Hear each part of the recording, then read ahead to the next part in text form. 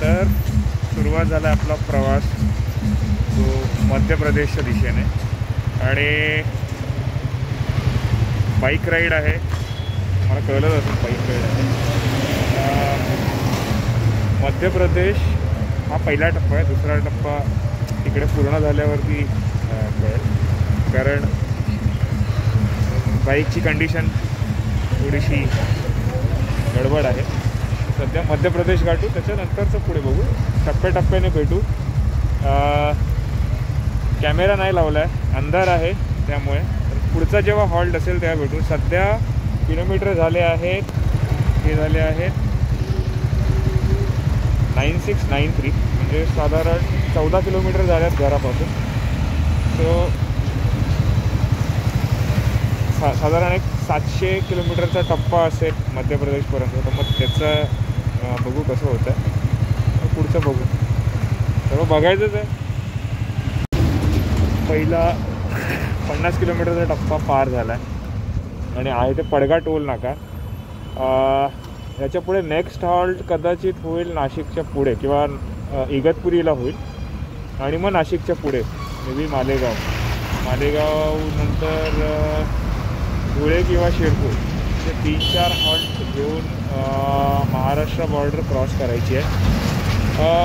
मोठं व्लॉग अजून सुरू नाही केला आहे. याच्या मागचं कारण हेच आहे की तर माउंट खराब झालं आहे आणि दुसरं म्हणजे रस्ता आहे, म्हणजे पुढचा रस्ता हा पुढचा रस्ता दाखवला. बाकी भेटत राहू असं मध्ये मध्ये. चलो. हां, दुसरं आणि महत्त्वाचं की साधारण एक 3:30 वाजता राईड सुरू केली. तर 3:30 वाजता सुरू करण्याचं मागचं कारण पहिलं आणि महत्त्वाचं म्हणजे की झोपच येत नव्हती, त्यामुळे झोप अपूर्ण झाली आहे. दुसरं कारण म्हणजे ट्रॅफिकपासून बाहेर पडलो. म्हणजे आता साधारण वाजले आहे 4:45, म्हणजे 3:30ला सुरू झालेली राईड 4:45ला मी पडगा टोल नाका क्रॉस केला आहे. म्हणजे ह्याच्या आपल्या आपसामध्येच एक अचीवमेंट आहे. आणि तिसरं आणि महत्त्वाचं कारण म्हणजे की थोडं लवकर पोहोचून आराम करायला मिळेल जिकडे पण पोहोचेल. म्हणजे मध्य प्रदेशमध्ये इंदोर असेल, भोपाळ असेल किंवा इतर कुठलंही ठिकाण असेल तर तिथे पोचायचं आहे. Let's see. चलो.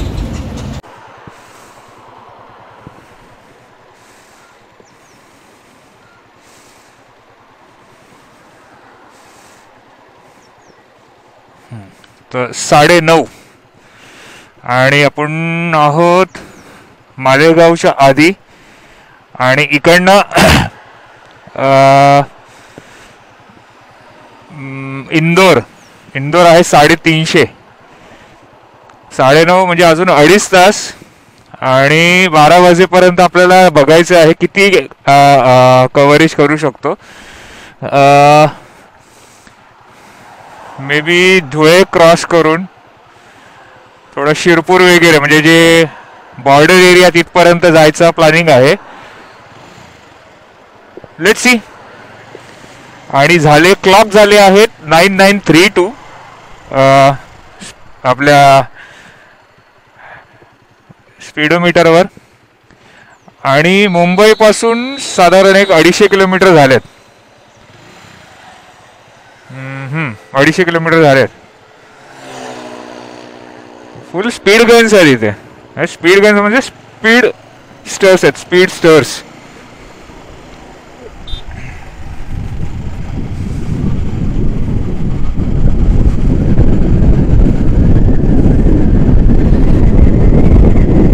रॉंग साईडने इथे सर्रास पाहिजे होता, कारण यू टर्न घ्यायला परत पुढे जावं लागतं. तेवढ्या वेळेत माणूस त्यांचं काम आटपून परत पण येईल.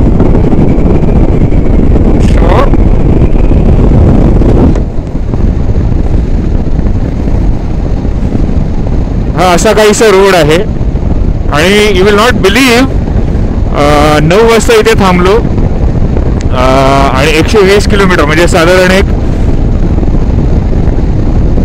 120 किलोमीटर. यस, 2 तासात 120 किलोमीटर, म्हणजे स्पीड चांगला मेंटेन झालाय.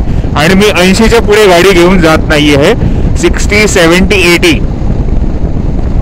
ट्रॅफिक पण आहे. ट्रॅफिक म्हणण्यापेक्षा थोडंसं मुव्हिंग ट्रॅफिक आहे नाशिक सिटीमध्ये, पण रस्ता सुपर आहे. म्हणजे बघत असाल आता इथे स्पीड ब्रेकर आहेत, पण आता आपण उडवत जाऊ गाडी.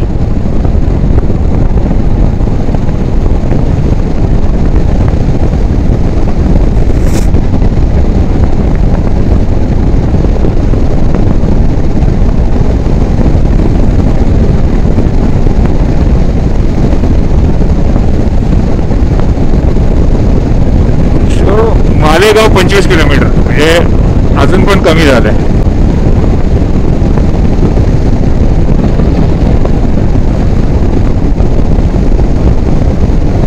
सर्वात महत्त्वाचं रस्त्यांचं सांगायचं तर सुपर रस्ते आहेत. हे नाशिकमध्ये मी हार्डली 5 मिनटं थांबलो असेल नाशिक सिटीमध्ये.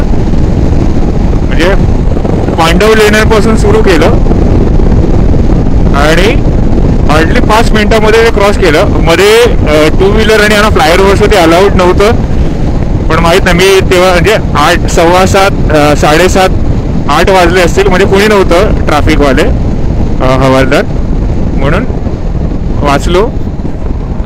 उडवूनच घेऊन जावी लागणार गाडी यार, काय.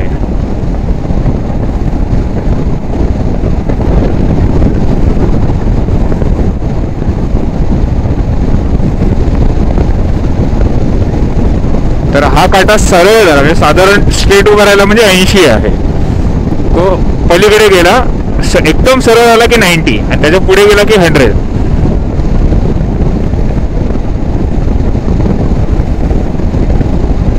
आता 75, 80,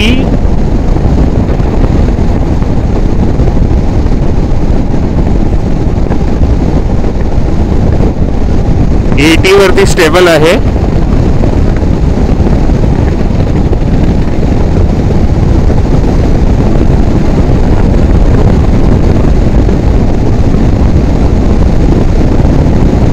आणि 90, सॉरी 85, 90.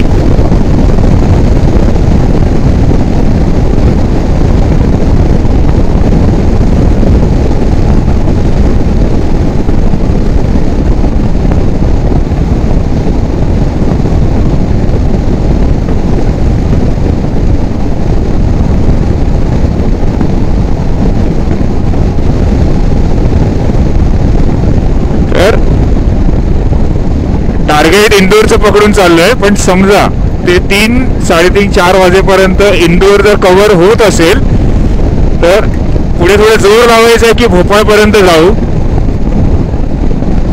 बघू. म्हणजे थोडंसं स्ट्रेच करत जायचं आहे. आता हे एवढं खटाटोप कशासाठी, तर कदाचित हे नेक्स्ट व्लॉगमध्ये मी सांगेन. कारण तोपर्यंत समजा झालं आपलं सर्व व्यवस्थित झालं तर ठीक आहे. तर थोडंसं कुठे घोडं अडलं तर मग तिकडनं परत माघार पण घ्यावी लागेल. आहे कसं मी सोलो राईड करतोय, म्हणजे असं माझ्यासोबत असं कोणी नाही आहे. हां आहे, असं बघायला गेलं तर आपण स्पिरिच्युअल लेवल बघायला गेलं तर कधी पण कोणी एकटा नसतं, पण रोडवरती मी एकटाच आहे, म्हणजे सोलो राईड. आणि जर असं पाहायला गेलं तर आयुष्यातली सर्वात मोठी राईड आहे.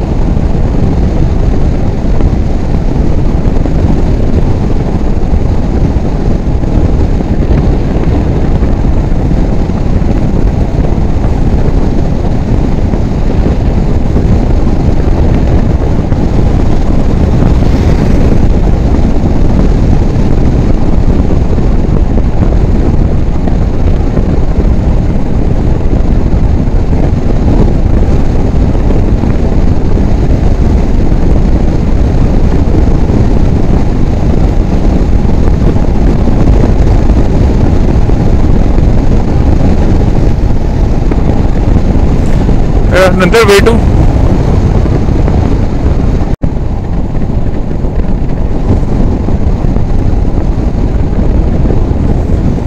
तर धुळे अजूनही 50 किलोमीटर दाखवत आहे. मालेगाव 4 किलोमीटर. धुळे सरळ दाखवत आहे ना, सरळच आहे.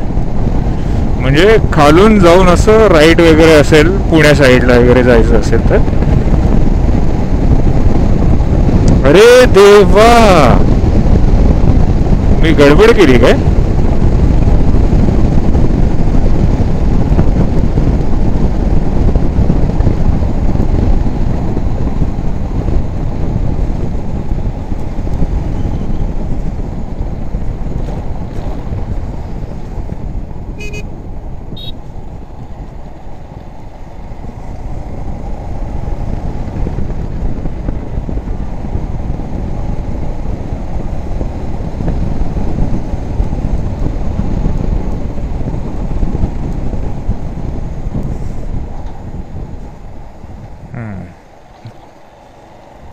इकडनं मग मी खालून म्हणजे रस्ता सोडला आहे चुकून. असं कधी कधी बोर्ड्समुळे कन्फ्युजन होतं. मी लिहिलेलं होतं क्लिअर की पुढून राईट पुणे आणि शिर्डी, सरळ धुळे, लेफ्ट मालेगाव.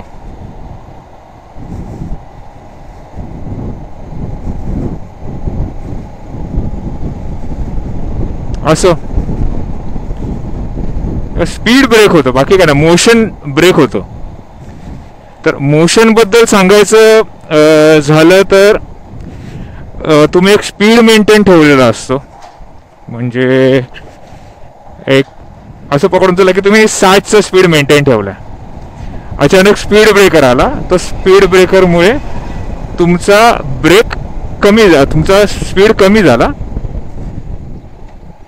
असं ह्या स्पीड ब्रेकरमुळे आता माझा जो 50चा स्पीड होता झाला 30.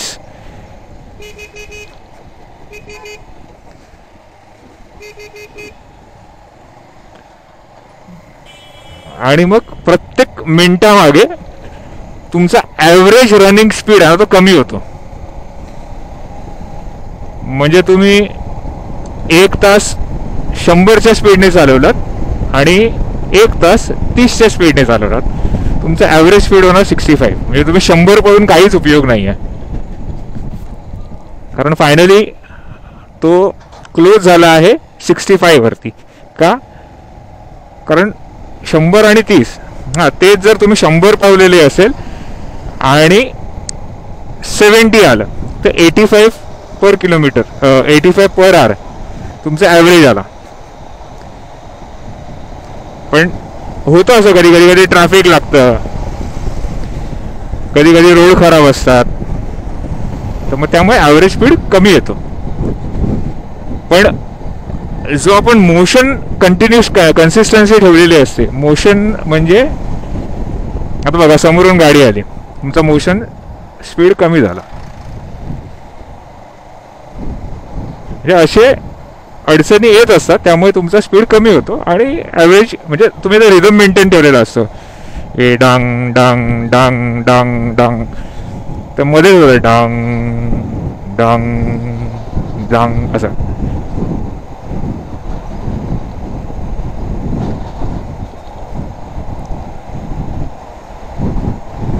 आता ह्या गाड्या आहेत ना, ह्या गाड्या मोशनमध्ये म्हणजे कंटिन्युअस 40चा स्पीड कंटिन्युअस चालू राहणार. त्या कुठेही ते 60 नाही करणार, 70 नाही करणार, 30 होईल पण कंटिन्युअस 40चा स्पीड ते मेंटेन ठेवतात.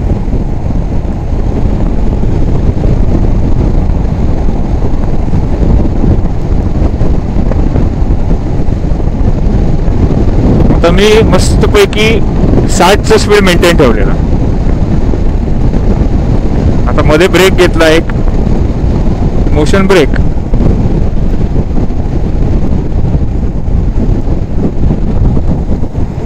ही कुठली नदी आहे? मालेगावच्या नंतर कुठली नदी आहे ही? पूर्ण सुकलेली आहे. असो, नंतर भेटू आपण.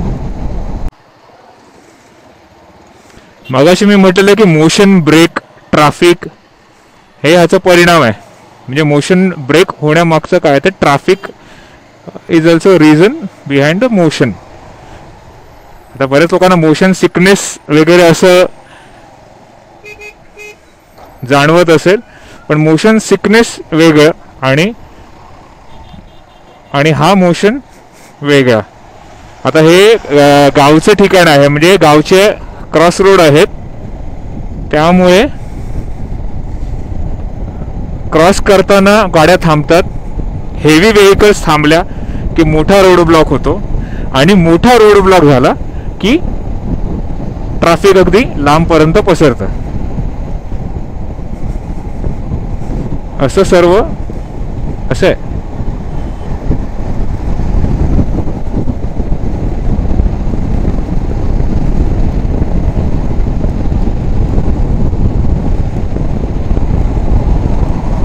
म्हणजे 2 मिनिटं पण झाली नसेल आणि मी कॅमेरा बंद केला, 2 मिनिटं पण झाली नसेल आणि हे असं पाहायला मिळालं.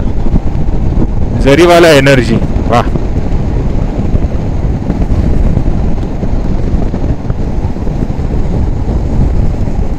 मातीचा कलर बदलत चाललाय. म्हणजे साधारण वाळवंटातली कशी माती असते तशी दिसायला लागली आहे मळेगावला, म्हणजे मालेगावला. मळेगाव नाही, मालेगाव.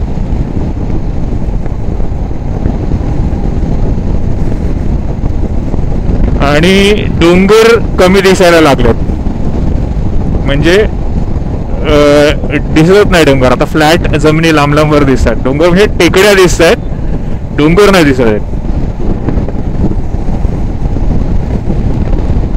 इथे एक टेकडी आहे, समोर एक टेकडी आहे. धुळे 45.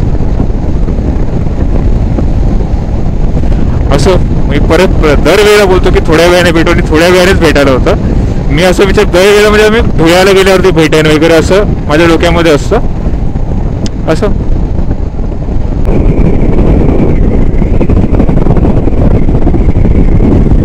तर 10,000 किलोमीटर्स म्हणजे मीटर चेंज केल्यानंतर 10,000 किलोमीटर्स पूर्ण झालेत. ऑगस्ट 18-19 तारखेला चेंज केलेला, आणि आज आहे फेब्रुवारी 23. बाबा, फेब्रुवारी 23, 2025. म्हणजे साधारण 8 महिने झाले. 8 महिन्यामध्ये 10,000 किलोमीटर. 8 की 6? ऑगस्ट, सप्टेंबर, ऑक्टोबर, नोव्हेंबर, डिसेंबर, जॅन, फेब, म्हणजे 6 महिने. 6 महिने आठवडा, 6 महिने 10 दिवस, 6 महिने आठवडा,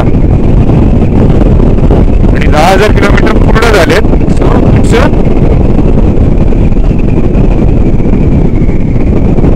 टाइम फॉर सेलिब्रेशन असं म्हणू शकतो. मी सेलिब्रेट करू, म्हणजे मी स्वतःला ट्रीट घेणार. हिला तर मी फिरवतोय, त्यामुळे स्वतःला ट्रीट द्यायची आणि पुढे निघायचं.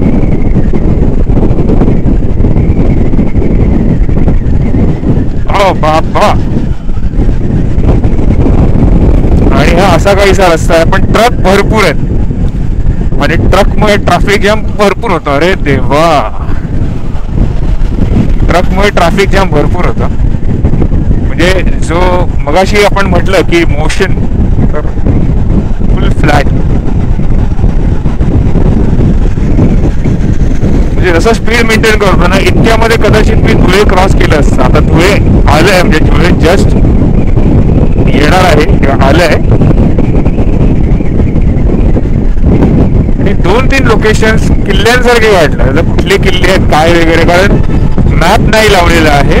मी सरळ जशी गाडी जाते तशी घेऊन चाललो, त्यामुळे एक्झॅक्ट माहीत नाही पडतं की मी कुठे आहे. फक्त ते माइलस्टोन आहेत ना, माइलस्टोनवरला माहीत पडतं.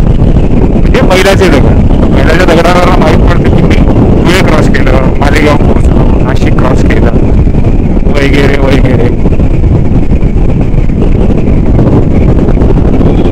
जसं इथे दिसतं इंदोर 272, म्हणजे 4 5 तास असं बघायला गेलं. त्याच्यामध्ये 2-3 ब्रेक केलं तर 6 तास होणार. आणि आता वाजले आहेत 11 वाजले, म्हणजे 5 वाजेपर्यंत मी इंदोरला पोहोचण्याची दाट शक्यता आहे. ते पण डिपेंड करतं की रस्ते कसे आहेत. जसं म्हटलं की मी पहिल्यांदा या टेरिटरीमध्ये ट्रॅव्हल करतोय, आधी कधीच ट्रॅव्हल नाही केलंय, फक्त नाशिकपर्यंत. नाशिकच्या नंतर हे सर्व पहिल्यांदाच पाहतोय.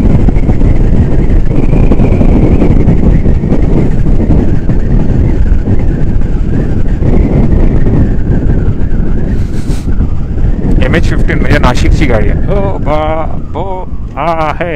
1 2 3 4 5. म्हणजे हा नक्कीच किल्ला आहे.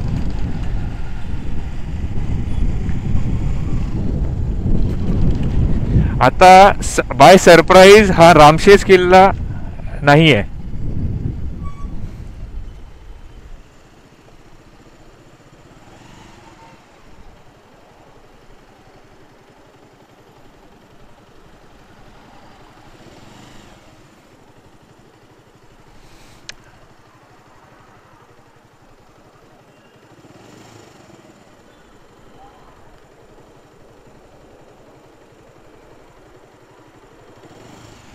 धुळे जिल्ह्यातला किल्ला आहे लालिंग. लालिंग म्हणून कुठला तरी किल्ला आहे. मी वाचलेलं होतं कुठेतरी की धुळे जिल्ह्यात फार जास्त किल्ले नाही आहेत, फार कमी आहेत, पण त्यापैकी हा एक किल्ला आहे. वाव, छान किल्ला आहे. पण दगडांचे कलर बदलले आहेत, म्हणजे असं मला जाणवत आहे की काय माहित नाही, किंवा हिरवळ थोडी सुकली आहे आणि त्यामुळे हिरवळ सुकल्यामुळे जे त्याला साधारण एक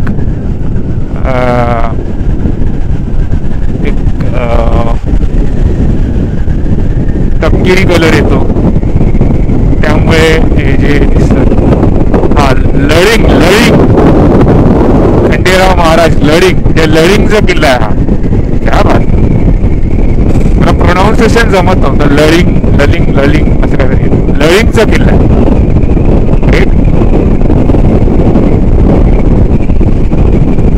अच्छा, आता परत टोल नाका येतोय. हा 4था टोल नाका असेल कदाचित, 3रा 4था टोल नाका असेल नाशिक.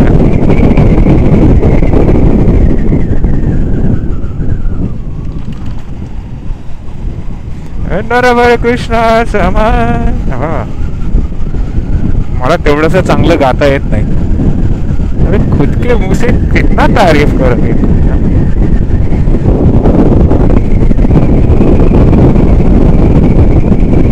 एमपी में जाता है, एमपी में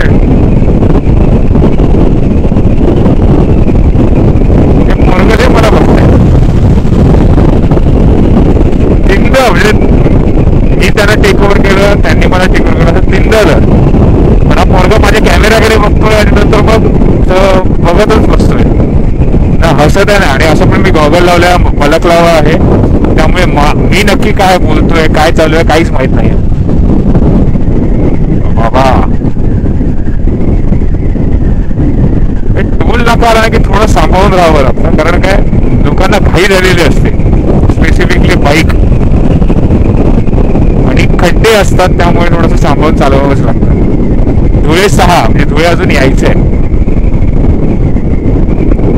हे बघा, हे असे अडथळे तर भरपूर आहेत, अजून पण यायचे आहेत.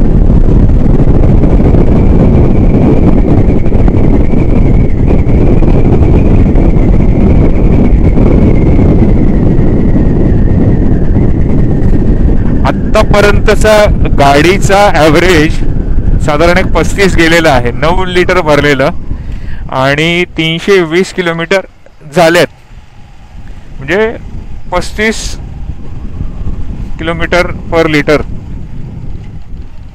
नॉर्मली हायवे टू हायवे जरा जास्त ॲव्हरेज मिळतो. आता रिझर्वला गाडी लागली तेव्हा रीडिंग होतं 9670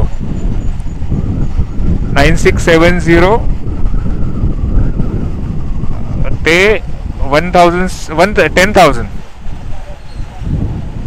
10,000 म्हणजे किती झाले? 320, सॉरी 9670 ठीक आहे. 330-35 तर झालंच आहे ॲव्हरेज पूर्ण.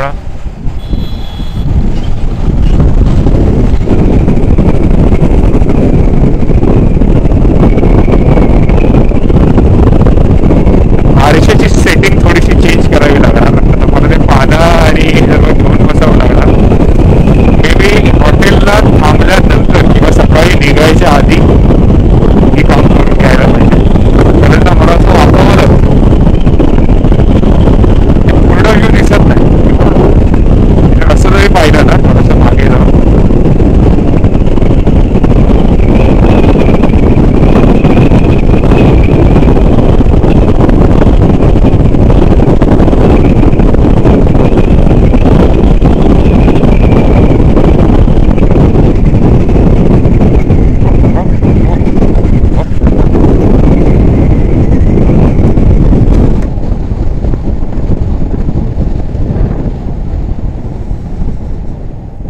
त्या व्यक्तीला जे धुळे आले, त्याच्या पुढे बघू काय होत आहे.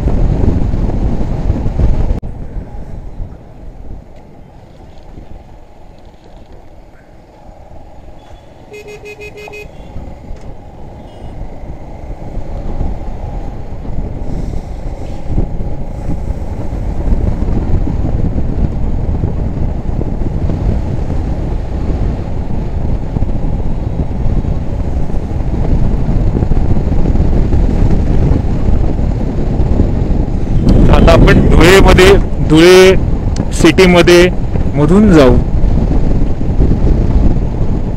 आणि धुळे पहिल्यांदा म्हणजे असं बघायला गेलं तर ट्रेनने एकदा अलाहाबादला गेलेलो 2004, जेव्हा म्हणजे 2004च असेल का, जेव्हा सुनामी आलेली. सुनामी डिसेंबरच्या दरम्यान आलेली होती वाटतं. तर त्यावेळेला मी होतो संगमवरती. आणि बरेच त्याच्यामागचं स्टोरी आहे. त्यावेळेला ट्रेनने गेलो. तर ट्रेन साधारण हावडा एक्सप्रेस होती जी कलकत्त्याला जाणार होती. आणि कलकत्त्याला जाण्यापूर्वी ती थांबते इलाहाबादला. तर इलाहाबादला उतरलेलो आणि SSBचा इंटरव्ह्यू होता. SSBचा म्हणजे सर्व्हिस सिलेक्शन बोर्ड. NCC कडनं त्याला डायरेक्ट इंटरव्ह्यूसाठी जावं लागतं. पण ते इंटरव्ह्यूची प्रोसेस असते. ते इंटरव्ह्यूची प्रोसेस पूर्ण करण्यासाठी तिकडे गेलेलो आणि नॉट सिलेक्टेड, म्हणजे तिकडे सिलेक्शन नाही झालं. तर मग काय केलं, तर त्यानंतर गेलो अलाहाबाद संगमवरती आणि काय मजा आली.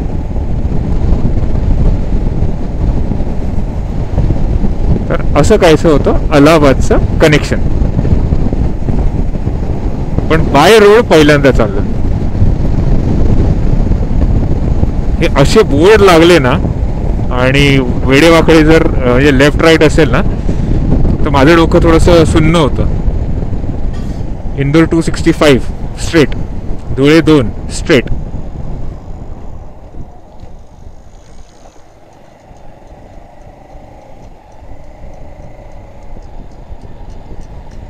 सो जे विदाउट हेल्मेट होतं त्यांना पकडलं.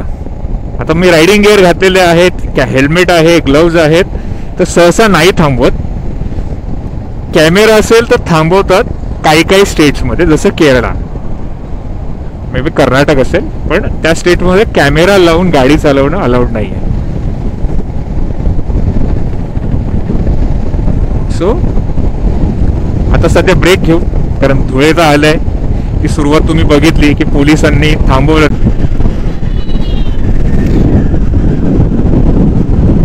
तर वाजले आहेत 1:15.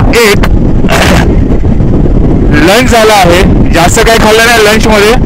लंचमध्ये बघायला गेलं तर होतं एक पराठा आणि दही. एकदम लाईट आहे. दह्याने थोडी झोप येते, पण त्याच्यानंतर पाऊण तासाने एक चहा घेतलाय आणि हाय शुगर. सो आता 60च्या स्पीडने 3 तास राईड करायची आहे. त्याच्यामध्ये 2 ब्रेक होणार आहेत. एक तर फ्युएल ब्रेक आता लगेच होईल, कारण रिझर्वला लागली आहे गाडी, म्हणजे लागेल आता.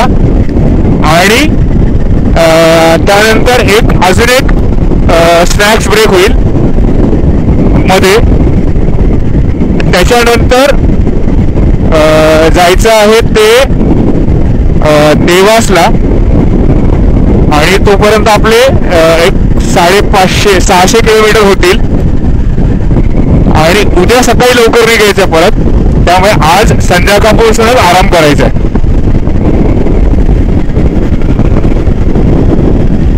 सो असा आजचा शेड्यूल आहे. फिंगर क्रॉस्ड की 5 वाजेपर्यंत आपण राहण्याच्या ठिकाणी पोहोचू, पूर्ण आराम करू, आंघोळ करू, मग जर जमलं तर मग अजून काही एक्सप्लोर करता येईल तर ते करू, आणि मग पुढचा प्रोग्राम ठरवू. पण तिकडे पोहोचणं गरजेचं आहे.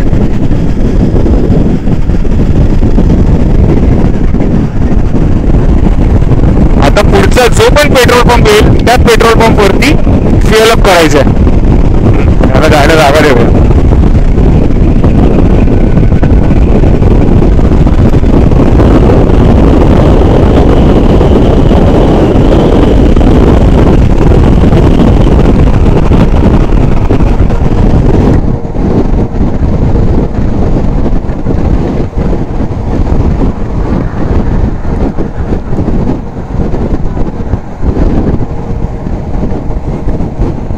तर आज आपण कुठल्या व्हेकल रजिस्ट्रेशन पाहिले.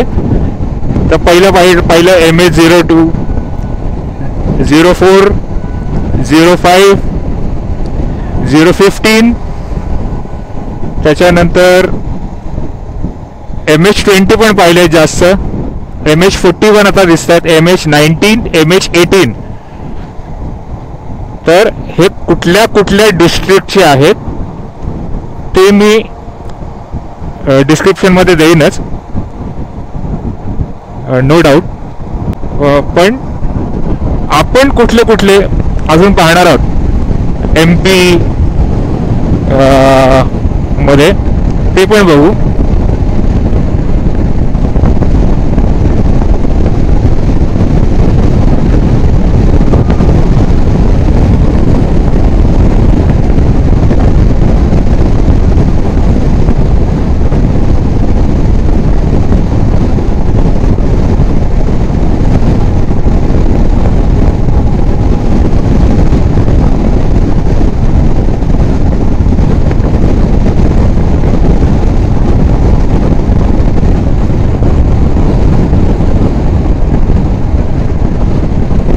आता टोल गेट, आता कितवा टोल गेट आहे ते पण मला माहीत नाही आहे, पण मे बी 6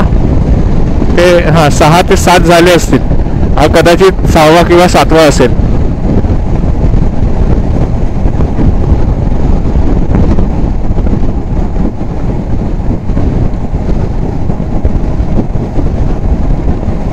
सो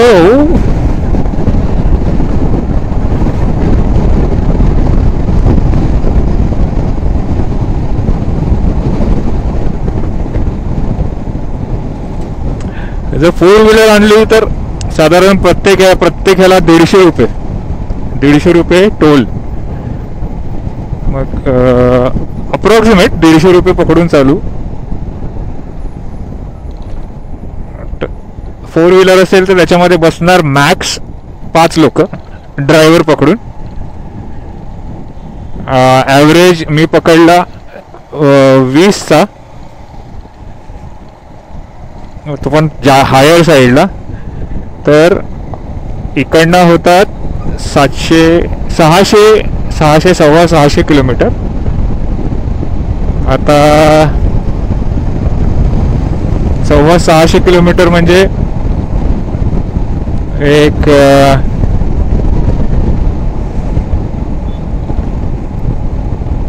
20 लिटरचा भरून घ्यावेच लागणार. नाही, 30 लिटर.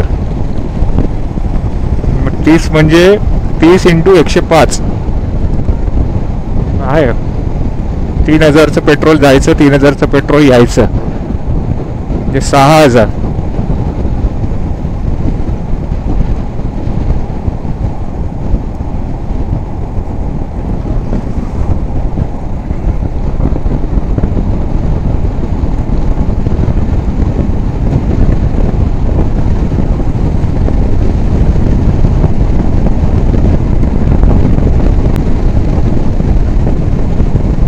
आता इथं पेट्रोल असायला पाहिजे, बाकी आनंद आनंद.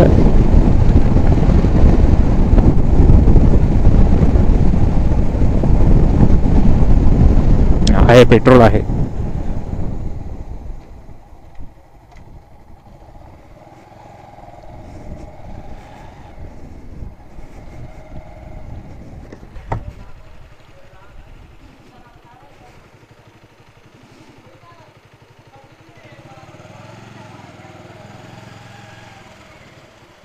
आता पेट्रोल भरायचं साधं 8 लिटर.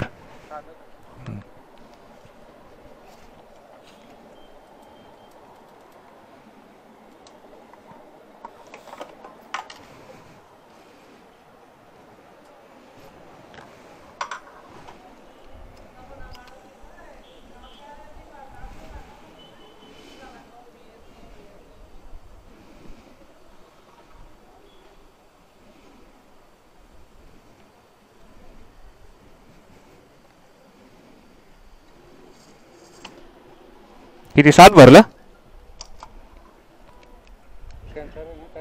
हां हां.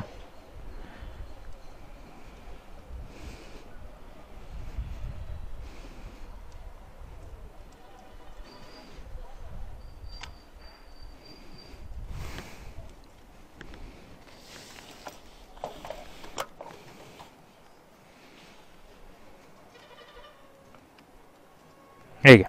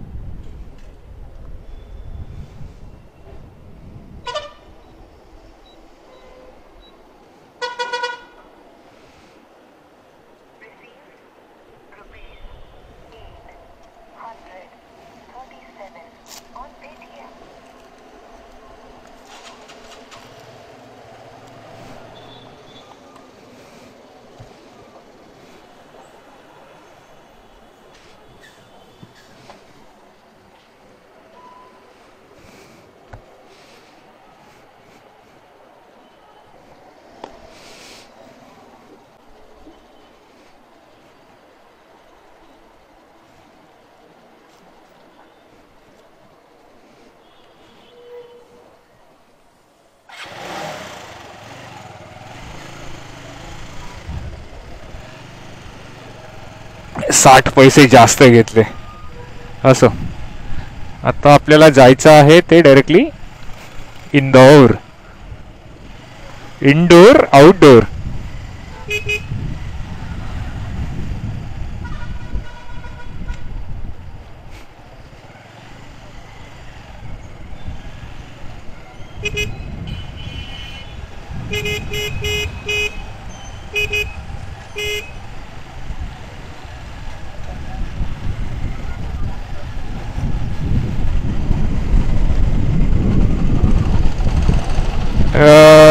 जर मी 400 किलोमीटर्स पाहिलं तर ॲव्हरेज दिलेला आहे साधारण एक 42-43.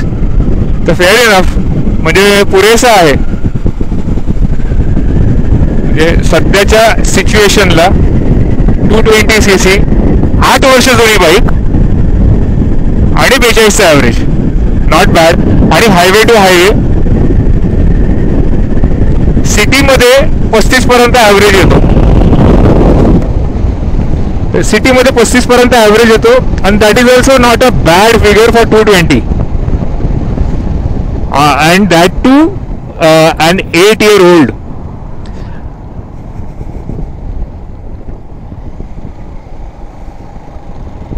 सिग्नल नाही दिलेला, माय बॅड.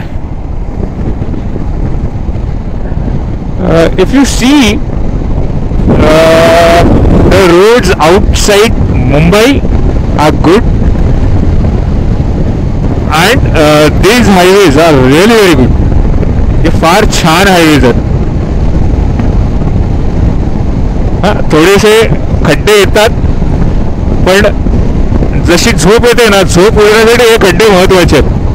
जर एकदम मस्का बनवले ना तर चस्का यायची सवय लागेल, आणि चस्का लागला की मग अनएक्सपेक्टेड इव्हेंट होतात. सो दिस इज किती आहे, इंदोर 205. माझ्याकडे क्लॉक झाले आहेत 10073. तर 205 म्हणजे 10278.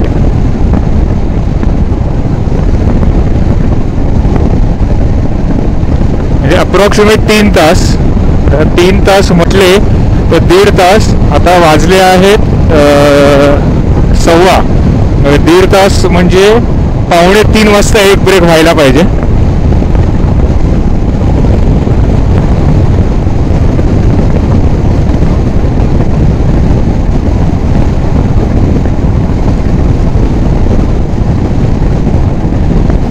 गरज भासली त्याच्या आधी पण घेऊ. इट्स नॉट नेसेसरी की 1.5 तास ते 1.5 तास काळ्या दगडावरची रेग, असं काही नाही आहे. शाबाश.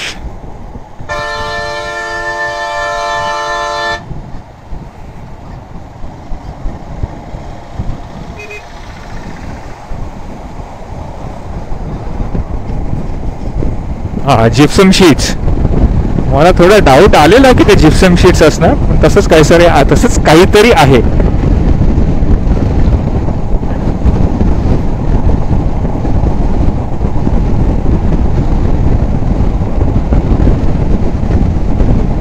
So, 60-70च्या हिशोबाने 3 तास इज फेअर इनफ. हो बाबा.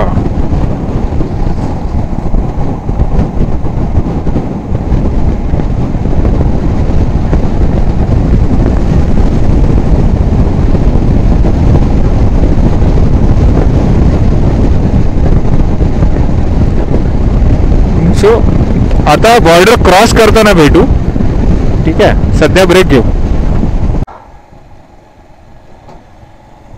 तर जस्ट बाउंड्री क्रॉस केली. जस्ट कॅमेरा चालूच नाही झाला. असो, आपला जुना कॅमेरा आहे, त्यामुळे त्याची सर्व नाटकं आपल्याला सहन करावी लागतात. अरे लोक गोप्रोची नाटकं सहन करतात, तर आपल्याला साधा कॅमेरा आहे, SJ कॅम. तर मग तेवढंसं काही मोठं हे असं नाही झालंय, मोठा मिस नाही झालाय. Only part is we have cross the border. म्हणजे बऱ्याच लोकांचं स्वप्न असतं की सीमोल्लंघन, आपल्या स्वतःला चॅलेंज करायचं, आपल्या स्वतःच्या सीमा पार करायच्या. तर मी महाराष्ट्र बॉर्डर क्रॉस केले. असं 1-2 महिन्यापूर्वी किंवा 3-4 महिन्यापूर्वी महाराष्ट्र गोवा केलेलं, आता महाराष्ट्र मध्य प्रदेश करतोय. तर मध्य प्रदेश आपलं बाहू खोलून इथे काय बोलतात, स्वागत करत आहे. आता इथं कोण उभं नाही आहे म्हणा, पण हवा बदलली आहे. तसं मला थोडंसं जाणवत होतं की काहीतरी होत आहे, पण आता शिक्कामोर्तब झालं की yes, we have cross the border. Excited नाही आहे, कारण एक्साइटमेंट थोडीशी धरून ठेवली आहे, दाबून ठेवली आहे 2-3 दिवसासाठी, येणाऱ्या 2-3 दिवसांसाठी. आणि फिंगर क्रॉस ते जर झालं ना तर अजून मोठ्या राईड्स येतील. लगेचच नाही, आता कसं पण येतील.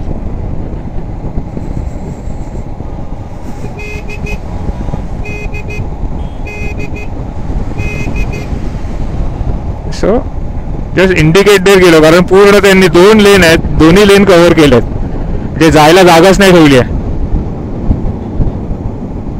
आणि ट्रक जास्त आहेत, कार्स कमी आहेत, त्यामुळे एक लेन पूर्ण कव्हर करतात. आता समोर 2 लेन, दोन्ही लेन पूर्ण आहेत ना, मधून काढू शकत, तर मग साईडच्या लेनने पतली गली से निकाल जा बाबा, असं करत निघून जायचं.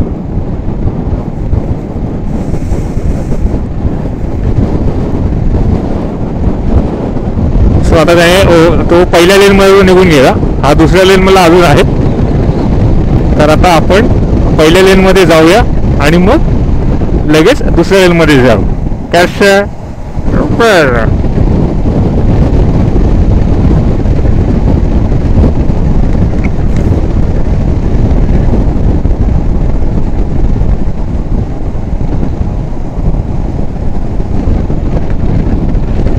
तर बॅटरी कन्झर्व करू आणि मग टप्प्याटप्प्यात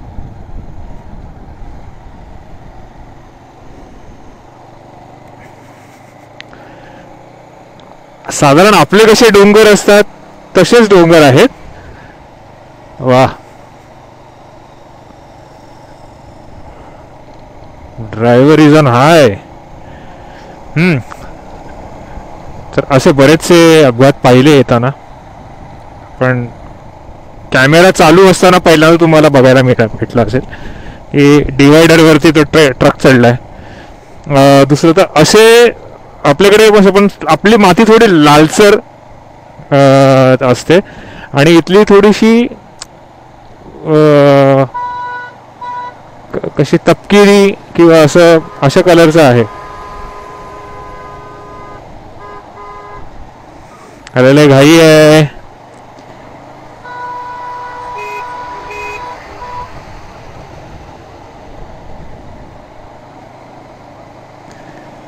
आता थोडासा हा घाट सेक्शन आहे, जसा आपला कसारा घाट कसा असतो तसा घाट टाईप आहे. आपल्याला घाई नाही, आपण आरामात चालू, कारण आपलं सॉर्टेड आहे. तर हा तर एकदम स्क्रीन म्हणजे माती पूर्ण एकदम रेती कशी असते तसं सर्व साईडला पडलेलं आहे. वेगळ्याच प्रकारचे खडक आहेत किंवा दगड आहेत.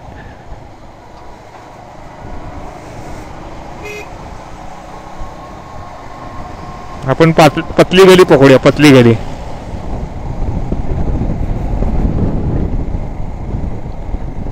असो सो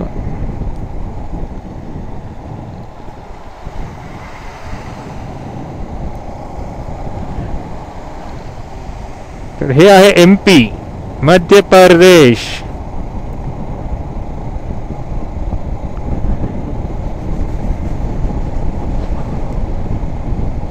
MP का दिल, MP का दिल, MP का दिल, MP का दिल ऍड होती मध्यंतरी. MP का दिल देखो,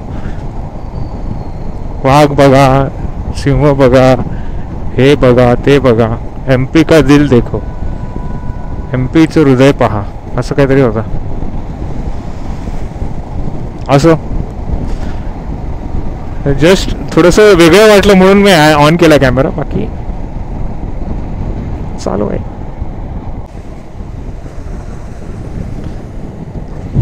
वेलकम बॅक. तर आता आपण क्रॉस करतोय ती नर्मदा नदी, आणि हे पात्र जरी छोटं दिसलं तरी त्याची लांबी फार लांब आहे, मोठी आहे, म्हणजे फार मोठी आहे. म्हणजे वेस्ट वरना ईस्ट कडे जाते, एवढी मोठी आहे. नर्मदा परिक्रमा करतात, माहिती असेल नर्मदा परिक्रमा. आणि फार मोठं उत्सव किंवा मोठं काम असतं ते नर्मदा परिक्रमा. गुजरातला पण आहे, मध्य प्रदेशमध्ये पण आहे, आणि पुढे ती अशी सो हर हर नर्मदा. अपडेट असा आहे की आत्ता इंदोर 100 किलोमीटरपेक्षा खाली आलेला आहे, आपल्या रीचमध्ये आलेला आहे. जरी इंदोर असेल तरी आपल्याला जायचं देवासला. देवास तिकडे स्टे करायचा आहे. आता तिकडे पोहोचल्यानंतर बघू पुढचा काय प्लॅनिंग होतोय, कारण इंदोरची खाऊ गल्ली पण बघायची आहे. आता एवढं आलंय तर थोडंसं एंटरटेनमेंट, थोडंसं विरुंग व्हायला पाहिजे.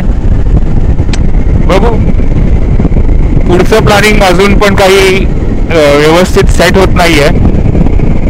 देवाच्या कृपेने किंवा देवाच्या दयेने पुढचं काही होत असेल तर आपण ते पण करू, बघू. पण तिकडे डोंगर रांग आहे ना, ते सुपर दिसते. म्हणजे आपली सह्याद्रीची कशी रांग आहे तशी ती अशी रांग दिसते आणि उंच आहे. म्हणजे असं वाटतं की उंच आहे फार.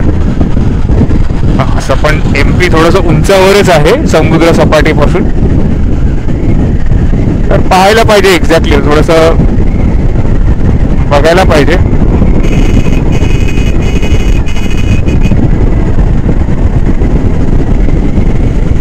की काय एक्झॅक्टली असतं.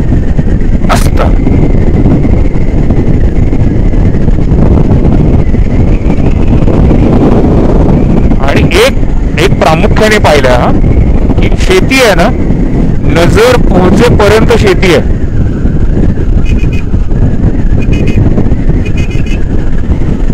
नजर पोहोचेपर्यंत शेती आहे. ते छोटे जरी तिकडे शेतात बघा, तिकडे पूर्ण नजर पोहोचेपर्यंत काही करणं पूर्ण त्या आधी पर्यंत अगदी.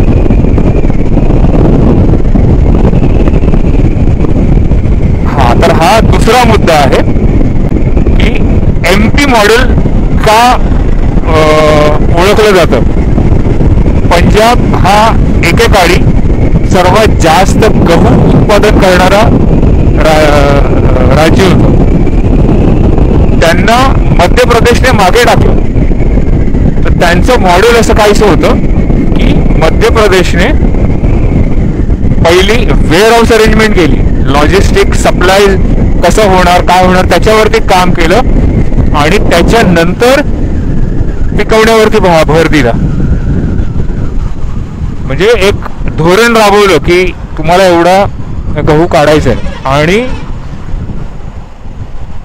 सुपर्ब वर्कआउट झालं ते, सुपर्ब.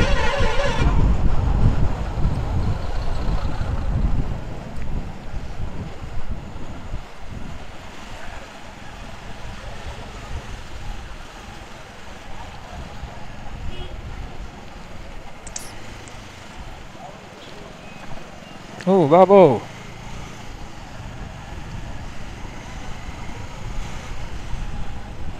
खलघाट मला घाट कुठे दिसला नाही, पण खलघाट. हा नदीचं पात्र होतं, पात्राच्या बाजूला पण जी जागा असते त्याला घाट बोलतात. तर मे बी त्यामुळे त्याला खलघाट असं म्हणत असेल, नर्मदा नदीवरचा घाट. हो,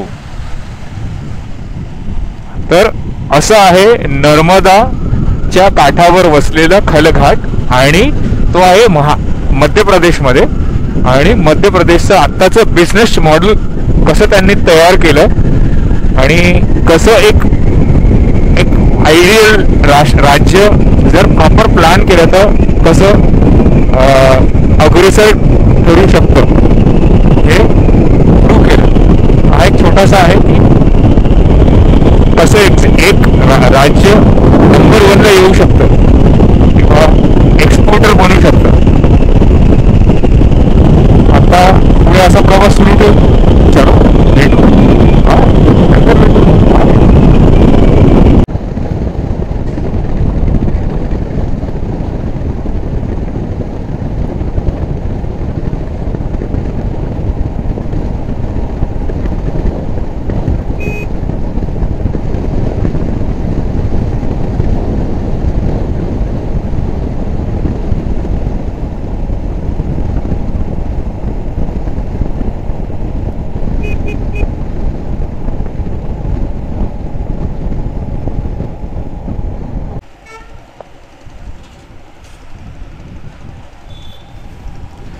तर पोहोचलो आहे फायनली इंदोरला. आत्तापर्यंत किलोमीटर झाल्यात साधारण 600. आपल्याला जायचं आहे देवासला, म्हणजे इकडनं एक 30-40 किलोमीटर लांब आहे. पण इंदोर फिरायचं म्हणून जस्ट गाडी आतमध्ये घातली आहे. 5:30-6 वाजले जातात वाटतं, 5:30 हां, 5:45-6 वाजलेत. आणि जस्ट एक रोम अराउंड असणार आहे. आता 1-1.5 किलोमीटर झाला मी आतमध्ये आलो आहे, पण ॲक्च्युअल इंदोर सिटी जी आहे ती आतमध्ये आहे. त्यामुळे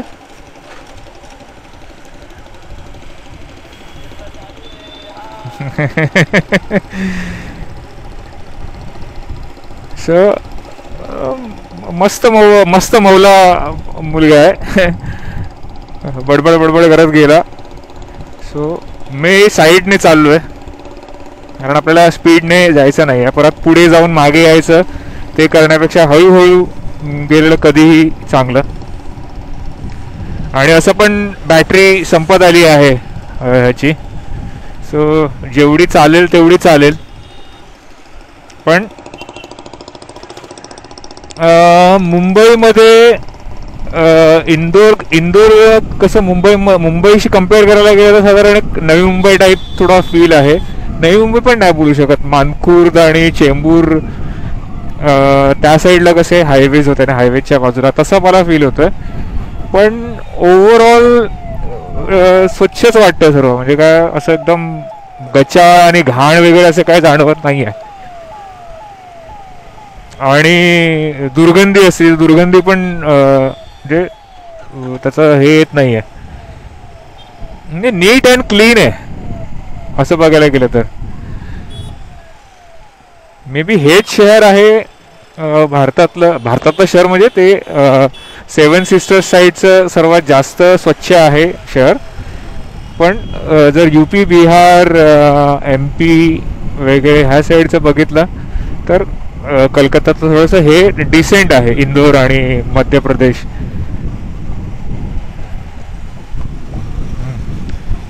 आणि ते रॉंग साईडने इट्स लिगल, त्यामुळे काय आपण हे करू शकत नाही. हेल्मेट तर मला वाटत नाही कोण वापरत आहे, म्हणजे आता मी एवढ्या याच्यामध्ये एकच व्यक्ती बघितला जो हेल्मेट वापरतोय. सुद्धा हा रस्ता जातो उज्जैनला. जर आपल्याला वेळ भेटला तर कदाचित उज्जैनला पण आपण जाऊ. वेळ भेटला तर नाही, वेळ काढून जाऊ.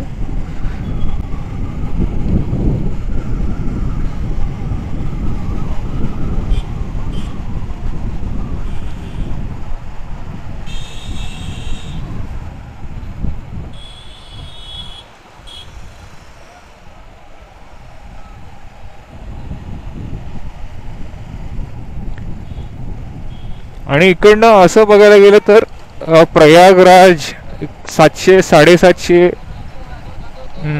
750 किलोमीटर आहे, जे 779 being so specific. So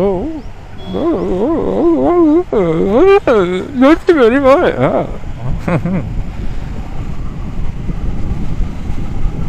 ओय बरोबर ट्राय करतो. असं काहीसं झालंय.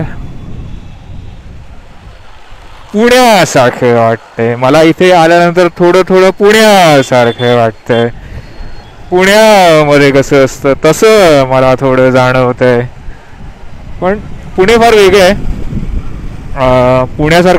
पुण्यासारखं बनायला इथे अजून बराच स्कोप आहे, कारण पुणे फक्त असं दिसायला नाही आहे तर फार वेगळं. येस, पुण्यासारखं दिसतं, मुंबई नाही, पुणे. सो राजेंद्र अन्नपूर्णा मंदिर आहे. आता अन्नपूर्णा मंदिर कुठे आहे माहित नाही, पण आपण बघू. पेट्रोल हिशोब करायचा पेट्रोलचा पण, कारण उद्या परत रिफिल करावं लागणार आहे. मे बी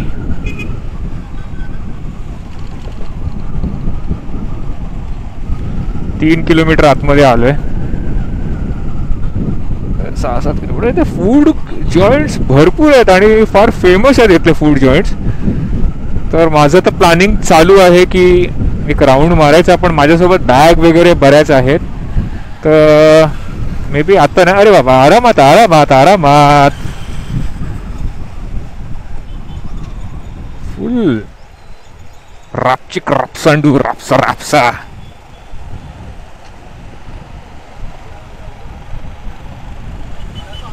आणि दुधाचे हे फार म्हणजे मी रस्त्याला बघितल्या गाड्या बऱ्याच, तसं MP सुद्धा दुधाच्या जे कॅन असतात ना ते घेऊन जाणाऱ्या गाड्या बऱ्याच दिसल्या. अरे वा, फ्लायओव्हरचं काम पण सुरू झालं. म्हणजे फ्लायओव्हर आहे की मेट्रो आहे माहीत नाही, पण पिलर्स टाकलेले आहेत, त्यामुळे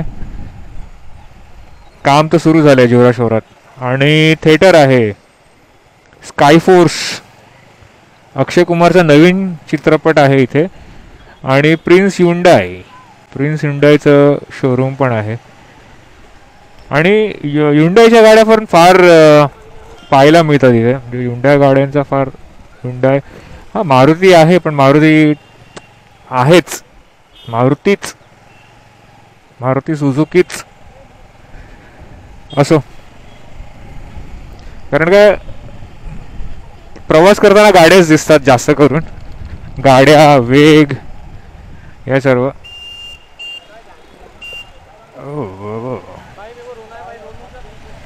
सो आता आपण 1 तासामध्ये हॉटेलवरती जाऊ आणि त्यानंतर मग थोडंसं खाऊ इथे काहीतरी. तर मला आता बघायचं आहे, ती त्यांची स्ट्रीट फूड ची गल्ली आहे, स्ट्रीट फूडची गल्ली आहे ती बघायची आहे. फार फेमस आहे, म्हणजे बरेचसे फेमस फूड ब्लॉगरने सांगितलं आहे तिकडे मस्ट विजिट वगैरे. पण अशा अवस्थेत बॅग आणि बाईक आणि सामानच्या सोबत जाणं थोडंसं कठीण वाटतं, पण बघू, ट्राय तर करू.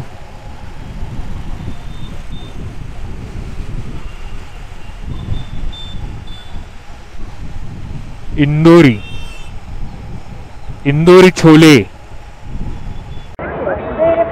तर जास्त ठिकाणी फिरण्यापेक्षा एक स्पिरिच्युअल किंवा एक रिलेटेबल ठिकाण फिरणं मला थोडंसं योग्य वाटलं, म्हणून आलो आहे ते अन्नपूर्णा मंदिर इंदोर इथे. आणि मी पहिलं मंदिर ऐकलं असेल, आधी कुठे मंदिर असं ऐकलं नाही आहे, हे पहिलं मंदिर आहे जे मी पाहिलं आहे. आणि इथे एकदम स्वच्छता आहे, टापटीप आहे. आणि फार महत्त्वाची शिकवण इथे देतात की मातृदेवो भव, पितृदेव, आचार्य देवो भव, अतिथी देवो भव, सत्यम वद, स्वाध्यायान्मा प्रमदा, धर्मम चर, धर्मो रक्षती रक्षितः, सत्यम शिवम सुंदरम असं आहे. तर इथे मुख्य मंदिर आहे आणि फार चांगली कलाकुसर याच्यामध्ये त्यांनी केलेली आहे. जी आधी जाळी असते ना, ती जाळी कोरलेली जाळी इथे दिसते आणि वाटतं पूर्ण सफेद दगडामध्ये, म्हणजे संगमरवरी दगडामधलं हे बांधकाम आहे. आणि बरंच काय काय दिसतं आहे. दशावतार आहेत, गणपतीचं हे आहे, म्हणजे दशावतारामधलं नृसिंह अवतार दिसतो आहे, नवदुर्गांचं इथे दिसतं आहे. सो फार छान कलाकुसर केलेली आहे. गेट तर फार भारी आहे आणि फार जबरदस्त आहे. मे बी ते पेंटिंगचं काम अजून पेंडिंग असेल, म्हणून ते पेंटिंग मधल्या ह्याचं केलेलं आहे. जे साऊथमध्ये कशी मंदिर असतात तसं साधारण कलाकुसर केलेली आहे. सो एवढंच आहे. संत निवास आहे आणि काशी विश्वेश्वर, आणि काशी विश्वेश्वर मंदिर इथे भरपूर फेमस आहेत, म्हणजे इथे दिसून येतात. सो विल सी आपल्याला जायला भेटतंय का तिकडे.